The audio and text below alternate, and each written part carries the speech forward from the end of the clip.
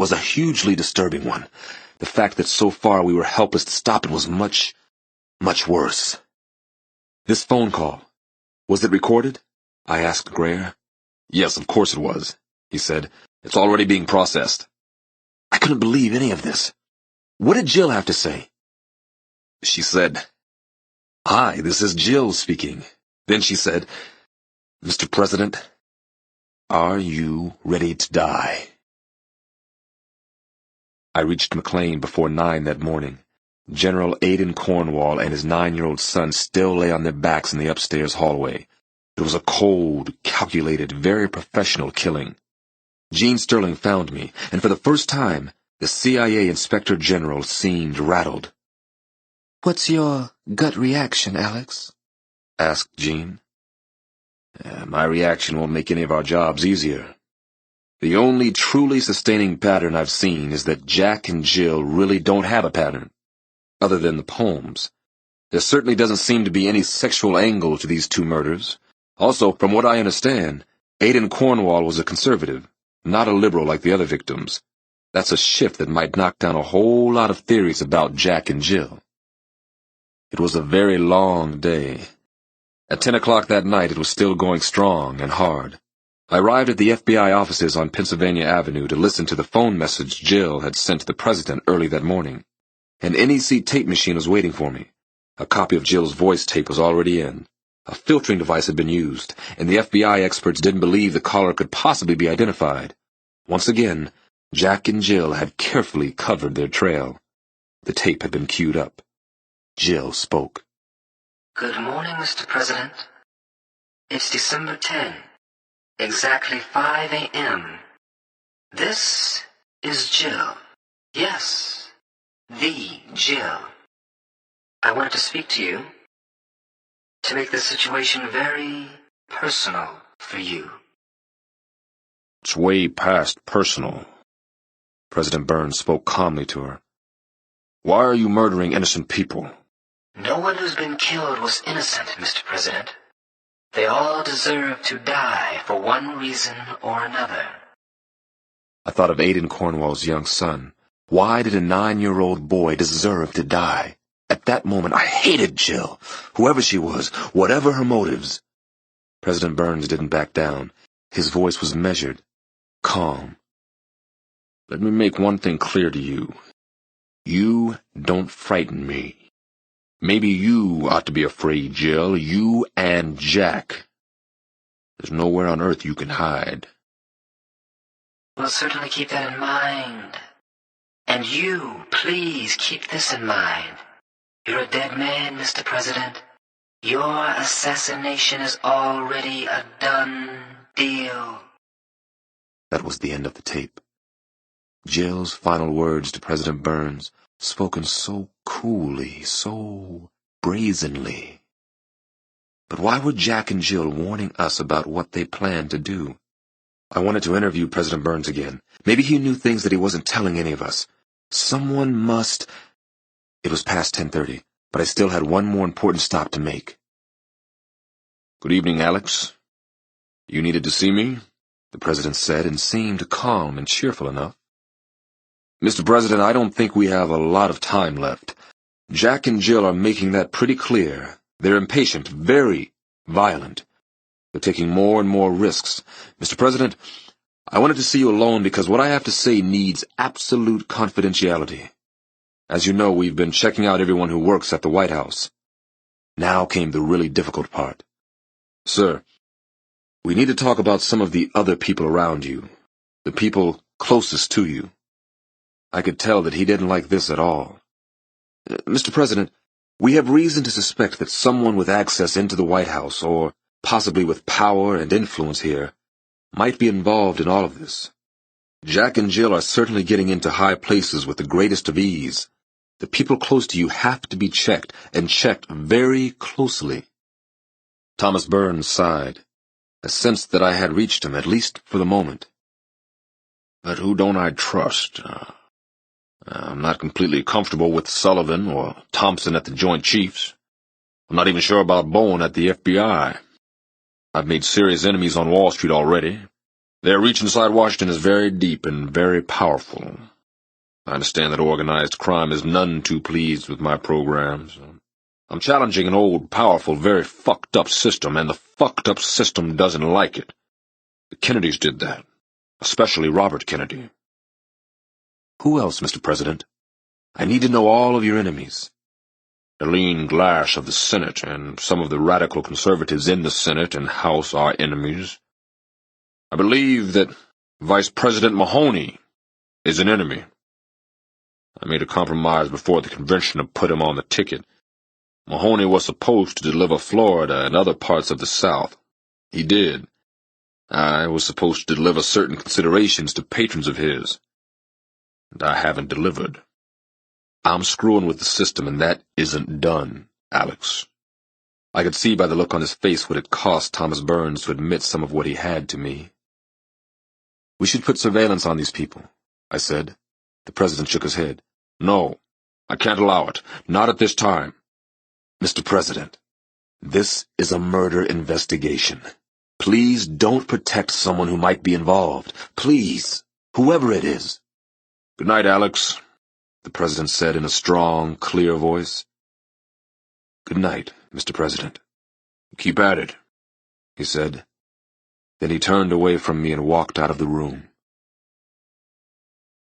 Since 11 o'clock that night, Marianne Maggio, a censor for the Prodigy Interactive Service, had been monitoring messages from a subscriber in Washington, D.C. The first messages were pretty harmless, asking subscribers which D.C. murder case they thought deserved more attention from the police and the press, the child murders or Jack and Jill, which was more important morally, ethically. When Marianne was forced to censor some of the D.C. subscribers' messages due to the overuse of the F word, it seemed to cause an unbelievable emotional explosion from the subscriber. He began to claim responsibility for the murder of a small black child in D.C. and listed details he said only the police would know. He claimed to have used a sawed-off baseball bat, and that he struck the child 23 times and counted every single blow. Marianne's Prodigy supervisor finally pulled the plug on the subscriber. Then she called Washington, D.C. At 1:30 in the morning, she reached a detective in the 1st District and wrote his name down in her log. Detective John Sampson. I had gotten to bed at a little past 1. Nana came and woke me at 4:45. Sampson was down in the kitchen. Less than 20 minutes later, Sampson and I pulled up in front of a brick townhouse on Seward Square, less than a mile and a half from the Sojourner Truth School. Sampson had told me what he knew on the short ride over. A subscriber to the Prodigy Interactive Service, a Colonel Frank Moore, had been sending messages about the child killings over the service. He appeared to know details about the murders that only the police and the real killer knew. He sounded like our freak. We cut across a spongy lawn leading to a long, deep porch with an ivy trellis. I could see a man and woman standing in the kitchen. Sampson grasped the doorknob and slowly turned it. It was unlocked. He pushed it right in. The two of us exploded into the homey kitchen with its smells of freshly toasted Pop-Tarts and coffee. "Hands on top of your heads! Both of you!" Sampson yelled at the man and woman we had surprised in the kitchen. We had our Glocks trained on Colonel Moore. He didn't look like too much of a threat. "We're detectives with the Metro D.C. Police," Sampson said. The Moores looked in shock. There's been some kind of really bad, really crazy mistake, Colonel Moore finally said very slowly and carefully. I'm Colonel Franklin Moore. This is my wife, Connie Moore. We're looking for Colonel Moore, I told him. Please tell us what this is all about, Moore said. "Do you subscribe to Prodigy, Colonel?" Sampson asked him. It sounded a little crazy when it came out, like everything else lately. Colonel Moore looked at his wife. Then he turned back to us. We do subscribe, but we do it for our son, Sumner. Neither of us has much time in our schedules for computer games. How old is your son? I asked. 13. He's in the 9th grade at the Theodore Roosevelt School. He's an honor student. Now, will you please tell us why you're here? Where's Sumner now? Sampson said. He gets up half an hour later than we do. What is this about? We're here on a homicide investigation, Colonel, Sampson said. 2 small children have already been killed. Your son may be involved with the murders. We need to see your son now. Oh, dear God, Frank, Mrs. Moore spoke up for the first time. Sumner couldn't have done anything? Please take us to the boy's room now, Sampson repeated to Colonel Moore. The 3 of us went upstairs. Sampson and I positioned ourselves on either side of the closed bedroom door. We understood that a murderer might be waiting inside. 13 years old. I was still slightly stunned by that.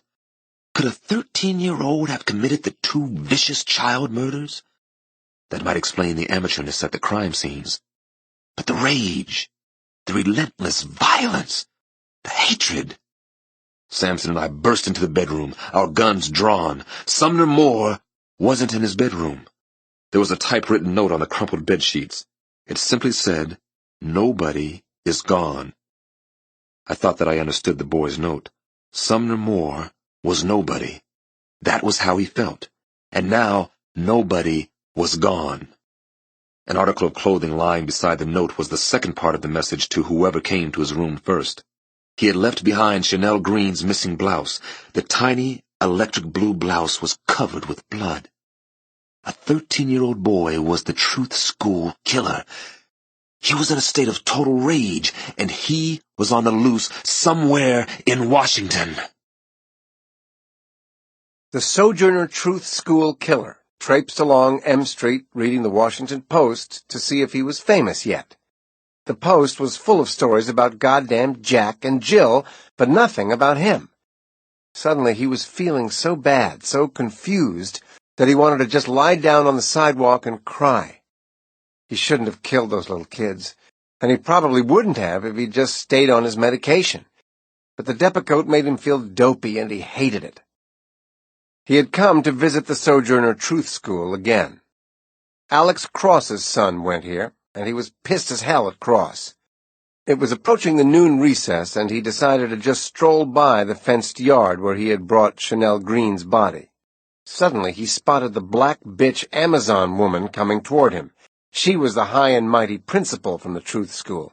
She was yelling, "Where do you go to school? Why aren't you there now? You can't stand around here. This is a drug-free area, so move on. Now! That means you in the fatigue jacket." "Fuck you, black bitch," he thought. "Who the hell do you think you're talking to? You're talking to me?"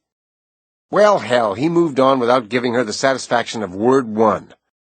When he got up the block, he saw all the school kids being led outside into the yard.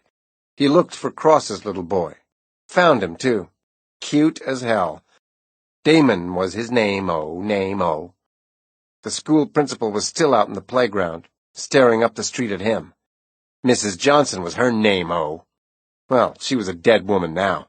She was already ancient history. It was time to get the hell out of there. But he would be back. The following afternoon, I gathered up the CIA ghosts files Gene Sterling had given me, along with the rest of my notes on Jack and Jill. I headed to Langley, Virginia, again. Jean had asked what names I had come up with so far. She promised to reciprocate. "So, what's your reaction to the files on our killer elite, Alex?" Jean asked in the bright conference room on the 7th floor. "Are there any prime suspects in your mind?" I held up 3 fingers. She smiled broadly. Both of us did. "Let me guess," she said, and went ahead. "Jeffrey Daly, Howard Kamens, Kevin Hawkins." "Well, that's interesting," I said. "Maybe we better start with the name that's on both our short lists. Tell me about Kevin Hawkins." Jean told me Hawkins was tied to something in Bangkok years back. A young woman was found murdered, the daughter of a general in the Thailander military. The girl was found handcuffed to a brass bed. She was shot at close range, professionally executed. Nothing was proved, but Hawkins was a suspect. "You'll be gratified to hear that we have him under surveillance already," Gene Sterling said as we rode an elevator down to the basement garage where our cars were parked. "Hawkins is staying with his sister in Silver Springs. He's at the house now." "You going to take him in now?" I asked her. "I think we should, don't you?" she said. "Just to have a little chat, you know." I went to my car. She walked to her station wagon.